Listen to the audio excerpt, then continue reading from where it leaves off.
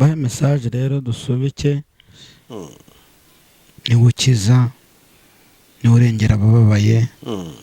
Gukira mvuga ntago ari gukira by'amafaranga. Nkabwira nti nyamukomera ariko ntabageragezwa n'Imana ikunda. Kandi bura mufite amahirwe 90% yuko nimwe muzabona ijuru.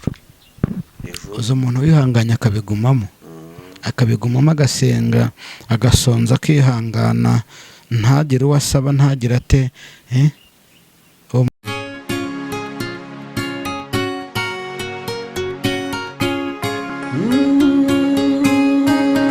Emana we Yesu we ingoma yawe ni amamare.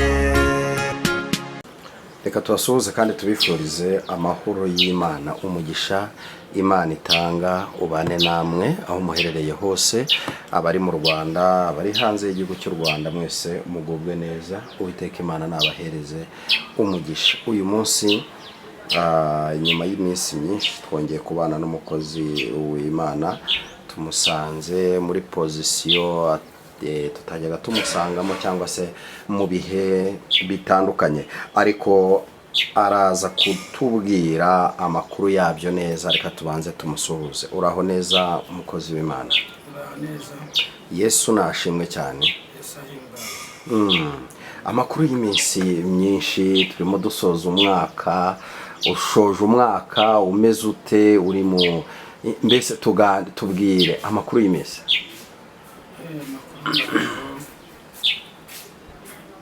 Ikiba kiruta byose umwaka ngiye kuwusoza nsenga. Yego, kandi wari warabidusezeranije. Yego, ngaho suhuza abakunzi bacu, numara kubasuhuza ubundi ngushyire imbere y'Imana dukomeze ibindi. Ndabasuhuje inshuti zacu ziri hanze ziri mu gihugu. Amahoro y'Imana nabane namwe. Kuko nicyo ndiho mbifuriza. Ni byiza, icyo mbifuriza nuko abarwayi bakira. Cyo mbifuriza nuko abababajwe Imana yabatabara. Ndumva nta kindi kindaje ishinga. Yesu abaho umugisha rero kandi ndabakunda. Natwe turagukunda. Uri Imana y'amahoro, uri Imana ishobora byose, kibasha kurogoya imigambi yawe. Turagushimiye mu izina rya Yesu Kristo, imbabazi zawe waturinze, bwakeye turi amahoro. Mwami Imana wabanye natwe mu ngendo zitandukanye ibyifuzo, uri Imana itabatabara aho ukomeye. Aho runyemerera Mana nziza. Aya masaha rero Kristo turi imbere yawe, turagira ngo ubane natwe, muhereze umugisha, utugire neza, tukugireho umugisha, imbabazi zawe tugaragareho, abarwayi bakize mu izina rya Yesu, kandi duhe kuva mu mwaka amahoro, dutangire undi amahoro. Kristo tubonye tugushime tugejeje ku itariki nk'ingi ko waturengeje uyu mwaka, ndetse bana nawe muri akanya agiye gukora umurimo wawe. Tumusanze mu bana natwe batugire neza, umwongerera imbaraga, biza bw'Imana umugereho mu izina rya Yesu Kristo abakwiye bakumenye. Amen. Amen. Yego, Imana ihabwa icyubahiro. Eric Mugabe. Yego, ndakumva. Uyu munsi umaze iminsi uri ku karago. Byagenze gute kugira ngo utegure amasengesho? Ese ni amasengesho angana iki? Ese intego yawe cyangwa intumbero yawe ni iyihe? Suko ntasanzwe nsenga, ariko byabaye ngombwa ko ngomba kujya ku karago. Yego, musenga abandi baryamye, abandi badashaka kumva imbeho y'ijoro cyangwa yo hanze. Ngomba kubikora nk'akazi. Sinzi abantu benshi ndumva iyo mvugo bayizi. Yego, burya akazi iyo gakora gakunze ugakorana umwete. ndiyo. Niyo mpamvu rero nanjye namenye neza ko iyo hari icyo ushaka hari ibyo wigomwa. Hari ibyo wigomwa. Niyo mpamvu nkunda kubwira abantu rero, nkabwira nti buriya ibihe bitarakugeraho bikomeye, Yego, ntabwo ushobora gusenga. Ariko ibihe byakugezeho biragusengesha kandi ugasenga. maze rero iminsi hano umunsi wa kabiri nsenga saa sita saa munani saa cyenda nsengera abanyarwanda nsengera abakozi b'Imana nsengera inshuti zanjye mbese buri umwe wese impande zose narazisengeye nkomeza no gusengera n'igihugu cyacu n'ubuyobozi bwacu. Yego. Nicyo rero kindaje ishimwe cyo kuba ndahangaha ndiho nsenga mu minsi mpamaze ndiho ndasenga mbwira Imana ngo iturinde impanuka, uretse ko yambwiye ko rwose guhera mu kwezi kwa 10 yego kugeza muri kwa 12 impanuka zabaye nyinshi cyane. Yego. Imana rero yaradushubije ndizera ko ni byiza buri abantu bakomeza kudufasha tugasenga n'ibindi byose bizagenda neza. Yego. Mu minsi yashize hari ikiganiro twakoranye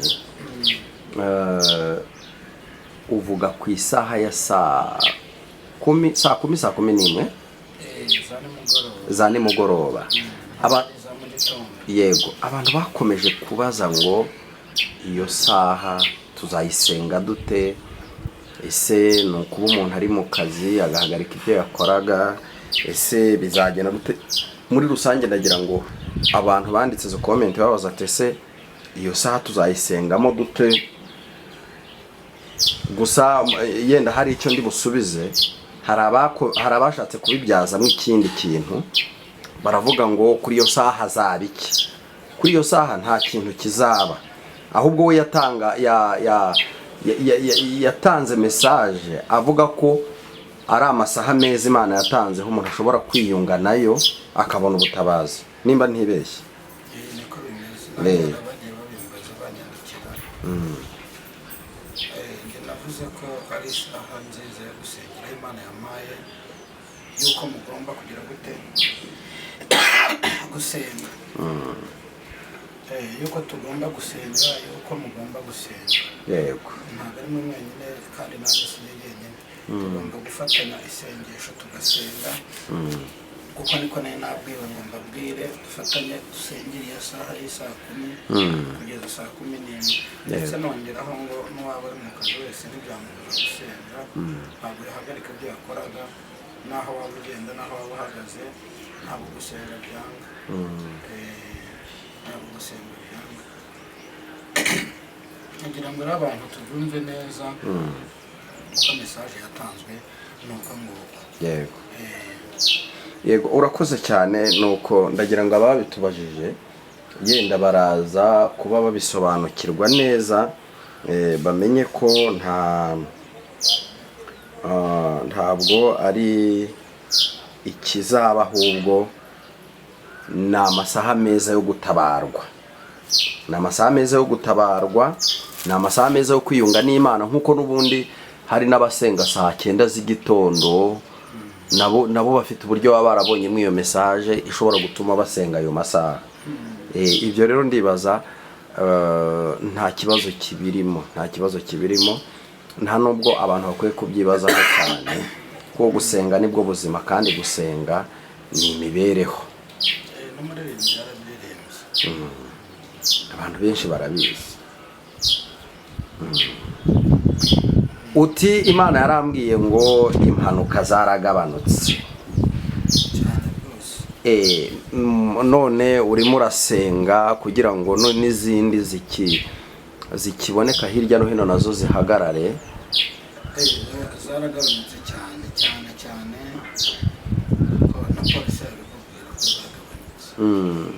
Muri ibi bihe by'iminsi mikuru nibyo nashatse kuvugaho. Yego. Ubundi ndabizi ko mu bihe bishize soko tutasengaga, soko tutasengeraga impanuka, ariko uko biri kose amakuru mfite nuko uri ku kwezi kwa 12 aho tugeze ndumva umunsi turi ku itariki 22. Uyu munsi ni 22. Natekereza ko rwose Imana yaraduhagazeho, nta mpanuka nyinshi zikiboneka. Ubundi mu myaka ishize ako kwezi kwabaga guteye ubwoba no kwa 11, ariko ntekereza ko hari n'amakuru mfite, ntekereza ko cyane 90% hari icyo Imana yakoze. Yego. Cyangwa 100%. Hari icyo Imana yakoze. Abantu rero bareke dukomeze gusenga kandi gusenga ni ubuzima. Gusenga niyo mibereho, umugani wa muririmbyi. Yego. Ndumva njye twakomeza tugasenga. Ndumva njye twakomeza tugasenga, abantu bakareka guhunikira. Yego. Abantu bakareka ibitotsi byinshi. Sinzi umugani bajya baca ngo uryamiriza cyane hari n'isarura ingonera. Uryamira cyane ugasarura ingonera. Ntabwo ari byiza rero ko turyama ngo duhunikire, kandi hari ibyo tugomba gukora. Abantu bakomeze basenge, bakomeze basenge, ubwo udasenga nawe sinzi icyiciro yaba ariko icyo namwifuriza ni ugusenga. Gusenga nicyo cya mbere. Rero turirimbe umuririmbyi wa 36. Yego. Mu ndirimbo zo gushimisha. Ni indirimbo ivuga ngo ntumpiteho mukiza. Yego. Aho uri hose, aho wicaye, aho uryamye, waba urwaye, aho uri mu bigerageza, aho uri mu bibazo, ndagira nkubwira ngo aka kanya, iki gitondo kuri iyi tariki ya 22, bwira Imana uti ntumpiteho. Imana ntiguhiteho, nanjye Imana ntimpiteho. Aho ndahangaha nawe aho ahangaho, Imana ntiguhiteho. Muri aka kanya ubwo itanga umugisha nawe wuguhe. Imana ishimwe cyane. Amen. Ntumpiteho mukiza we, umvukonganya ugenderera abandi, nanjye ntusige. Yesu mukiza wanjye umvukonganya ugenderera abandi, ntusige. Makwegera intebe yawe, mpabwa imbabazi, ngupfukamiye mbabaye, makukwizera. Yesu mukiza wanjye umvukonganya ugenderera abandi, nanjye ntusige. Nta wundi nakwizigira, ni wowe nshaka. Mvura ibikomere byanjye, umbabarire. Yesu mukiza wanjye umvukonganya ugenderera abandi, nanjye ntusige. Uri isoko y'amahoro, nyir'ubugingo, singira undi niyambaza,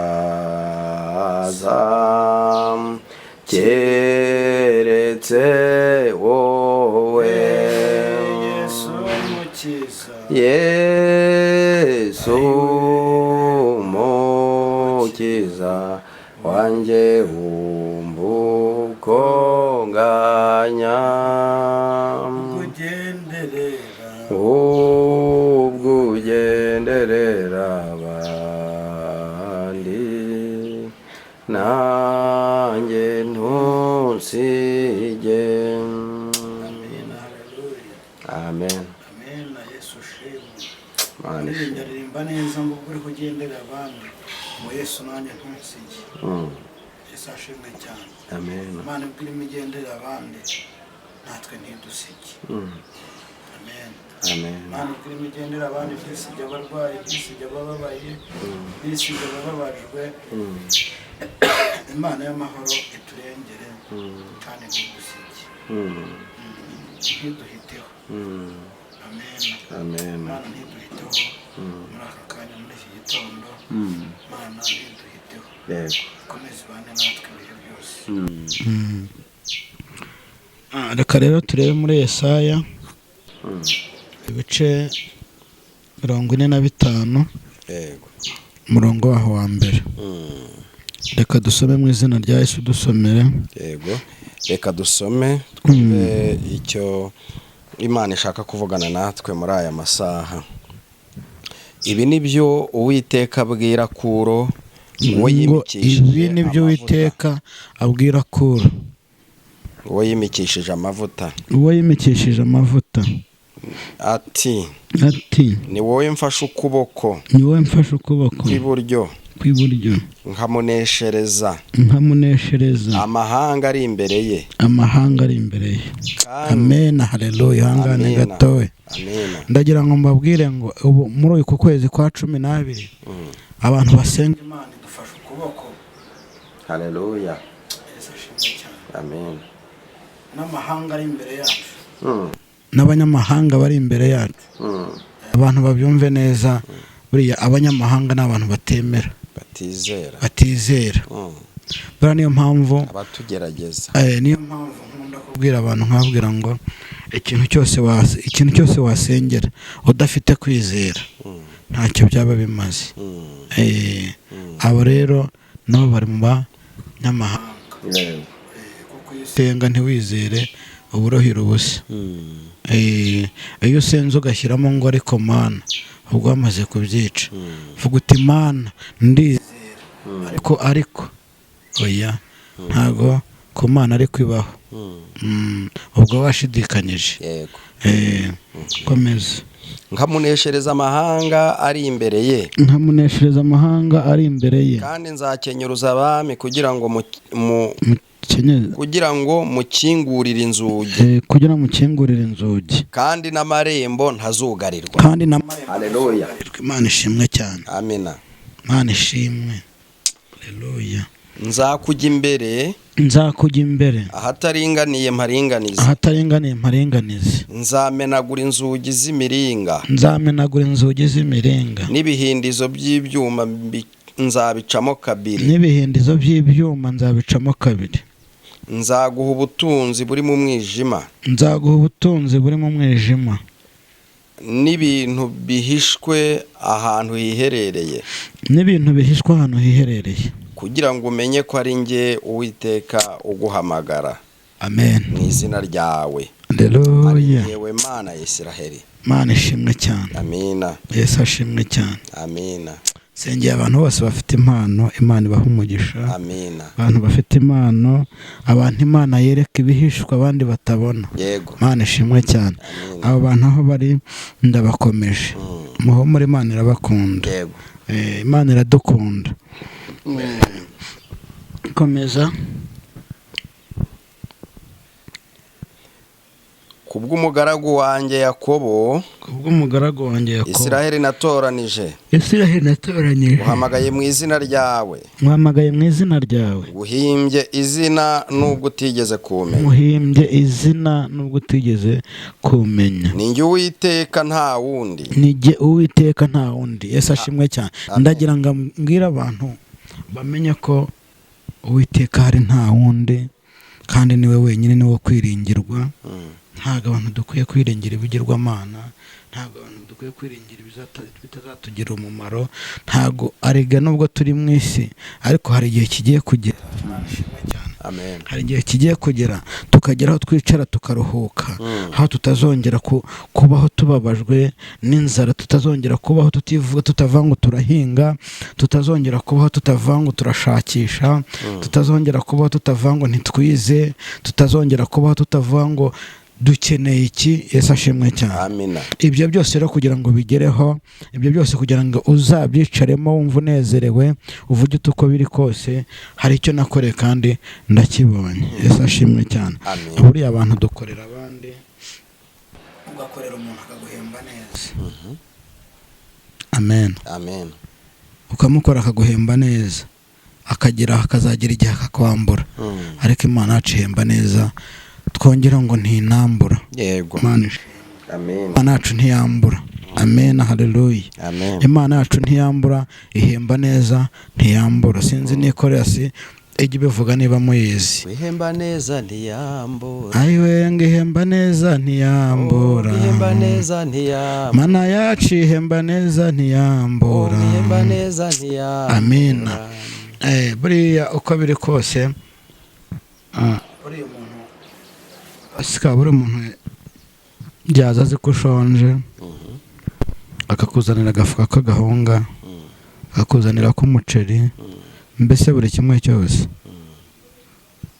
akaguha, ariko ejo akakuvuga. Yego. Ariko Imana yacu iraguha ntikuvuge. Imana yacu iraguha ntikuvuge. Ntikuvuga. Ntikuvuga. Ni nziza rero. Ni nziza, njye ndumva rero nahanga amaso kuruta abantu. Yego. Kuko ndizera neza ko ikorera muri twe. Imana ishimwe cyane. Amen. Ikorera muri twe, nigukoreramo ikumva ko uzaza ukampa, ntumvuge n'izaba yabikoze. Kandi nzi neza ko Imana yacu ntibeshya. Yego. Mboneho n'abantu hari abantu bajya batubeshya. Nawe urakubeshya? Baratubeshya cyane. Baratubeshya, bakatubeshya amagifti, bakatubeshya urukundo, bakatubeshya, bakaduha amasezerano atabaho. Njyewe umuntu yigeze kumbeshya, ndumva ari mu kwa karindwi, batari mu kwa munani, ntabwo nibuka ukwezi. Arambwira ati fata imodoka ugende ujye gusenga. Tike ndayeguha. Ariko nagiye no mu madeni ndaguza kugira ngo nishyure ya tike. Kandi yaguhamagara kubwira ko ashaka gusenga, gusoma cyangwa yenda yese agira ikibazo gikomeye. Twaravuganye. Agenda ambwira ibitandukanye byinshi. Imana imubabarire. Sinababiri. Bamaze kuba batatu, nkaranu mbandika. Umuntu arakubeshya. Ngatwiko. Ntabwo ari ngombwa, abantu dukwiye kugira gute, dukwiye kureka kubeshya. Buri wese akavugana ukuri na mugenzi we, niko Bibiliya ivuga. Mpamya neza ko kubeshya ntabwo ari byiza, kuko nabo wiraburaho umuriro utazima. Uzambeshya ariko Imana uzayibeshya. Kandi nuyishyeshyenga nayo izagushyeshyenga. Buriya wayishyeshyenga. Ntabwo rero mbivugira ngo ubigumemo, ahubwo ndagira ngo bivemo. Bivemo, kuko niba uri gusenga ariko bene nawe nabasubizo, ntabwo biriya bisubizo abantu bakwiye kujya babihanga amaso. kuko impamvu mba nkubwiye, nakubwira ngo Imana irishyeshyenze nayo iragushyeshyenga. Ushobora kuyishyeshyenga nayo ikagushyeshyenga. Ibyo nagiye ngiye kugusengera igahita ibinasubiza ku kanya. Bintu ntabwo biza nk'igisubizo. Burya kubera ko abura umunyabwenge buke yibwira ko yasubishwe, ariko ibyo ngibyo Imana ibimuhaye bibi by'ikigeragezo. Reka nkubwire, ushobora gusenga ugahita wivumbura ku mukozi w'Imana wagusengeye, Imana ibizi neza ko nigusubiza uzivumbura iba yarabibonye mbere, yarangiza ikaguha iby'igihe gito. None se umuntu aramutse abeshya umukozi w'Imana, yenda abantu batubabare ntidutandukire ijambo ry'Imana, akasengerwa agatwara inda byari byaranze, wagize ngo Imana imuha umwana muzima, ariko wa mwana bigenderamo ashobora guhorana uburwayi ukajya uhora kwa muganga, cyangwa ukajya uhora uhangayitse bitewe n'ikibazo runaka kubera ko warayishyeshyenze. None rero abantu ntabwo barasobanukirwa icyo kiganiro tuzagikora ngo bamenye neza ko Imana iba mu mukozi wayo. Buriya Imana iri mu mukozi wayo 100% kuko iranamukoresha. Kandi none se umuntu ntagira gutya akagutelefona ati nsengera, kuki se atisengeye kandi azi ko Imana ibera hose cyari? Imana ikorera mu bakozi bayo. Nuko reka twikomereze ijambo reka dukomeze.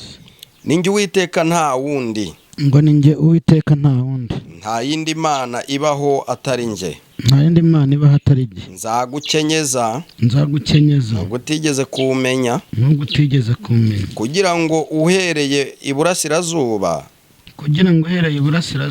ukageza iburengerazuba, bamenye ko ari nta yindi iriho atari njye. Amen.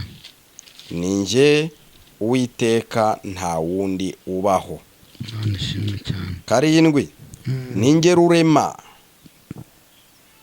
ninjye urema umucyo n'umwijima, nkazana amahoro n'amakuba. Amen. Ninjye Uwiteka ninjye ukora ibyo byose. Amen. Mwakire neza ijambo ry'Imana. Turishimiye Imana ngo ninjye Uwiteka ukora ibyo byose. Niwe ukiza, niwe urengera abababaye. Gukira mvuga ntabwo ari gukira by'amafaranga, kuko amafaranga natwe Imana izayaduha. N'abandi yarayabahaye, ariko ubu hari impamvu twe tutayabona. Turabikiwe, turahishiwe. Hari abantu rero njya nkunda kubwira nkababwira nti nyamukomera ariko ntibageragezwa n'Imana ikunda, kandi bura mufite amahirwe 90% yuko nimwe muzabona ijuru. Uzo umuntu wihanganya akabigumamo agasenga, agasonza, akihangana, ntagire uwasaba, ntagire ate, uwo muntu uzikona Imana imukunda. Iramukunda cyane. Abantu bashonje ndagira ngo mbabwire ngo mukomere, dukomere, twihangane.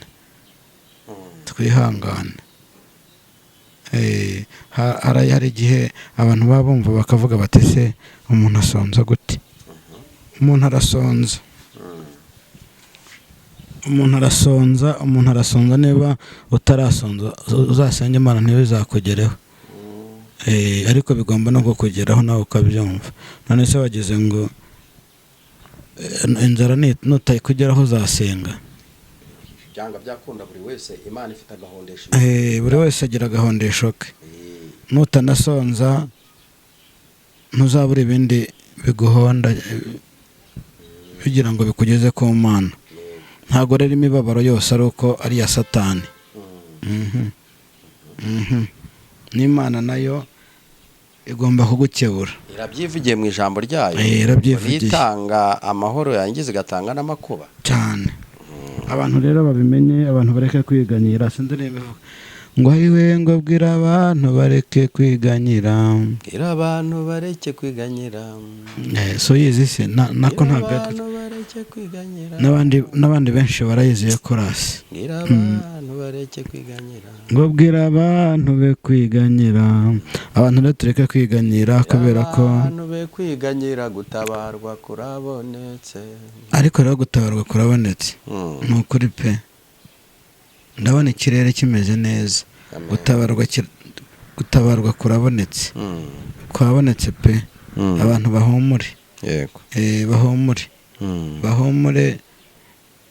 Guhumura ntago mvuga ngo mwisige amavuta muhumure cyangwa mwitere za perfume muhumure. No guhumura ku mutima. Yego. bakagira Gushira ubwoba. icyizere cyangwa gushira impumu. bagakomera bakumva ko Imana ihari. Oya ni ukuri njye Imana yantangaje. Uku kwezi kwa 12 ntabwo navuga ngo kwagenze nabi, kwagenze neza. Nshobora kuvuga ati ko warwaye, kwagihura muri bizazana byinshi byo kwa muganga, wongera ugaruka wongera bigenda gutya, ariko ndajya nkubwira ngo uku kwezi kwa 12 ndajya mbabwira ko ari kwezi kwagenze neza. Yego. Kandi abantu bakomeze babe maso, babe maso, bakomeze basenge. Hagitangaza Imana igiye gutanga. Amina. Haleluya.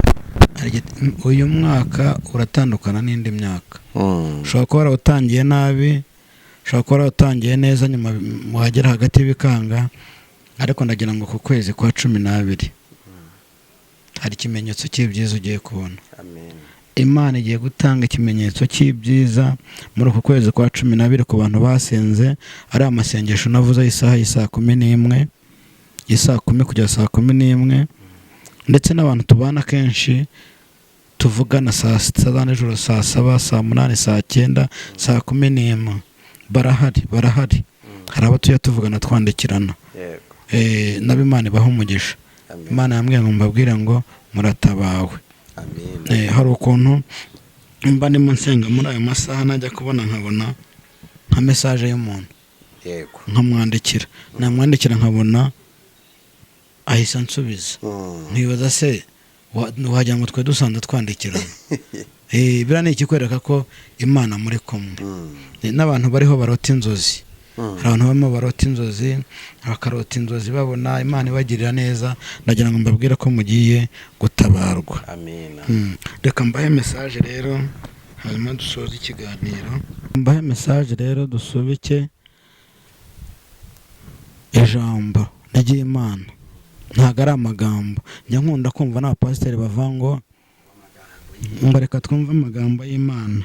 Ntago Imana igira amagambo. Igira ijambo. Amena. Yego. Amena. Kubw'ijambo ry'Imana. Ntago ari amagambo. Ugasanga umuntu ahagaze ku ruhimbi arimo arabwiriza iteraniro ryose ngo reka twumve amagambo y'Imana. Ntago ari amagambo, kuko Imana ntigira amagambo. Imana si umugore, nako n'abagabo b'iyi minsi nabo sigaye numva ngo babaye nk'abagore. Ngo ntago abagore bakigira amagambo. Amagambo ngo sigaye ari ayacu. Ntago byoroshye.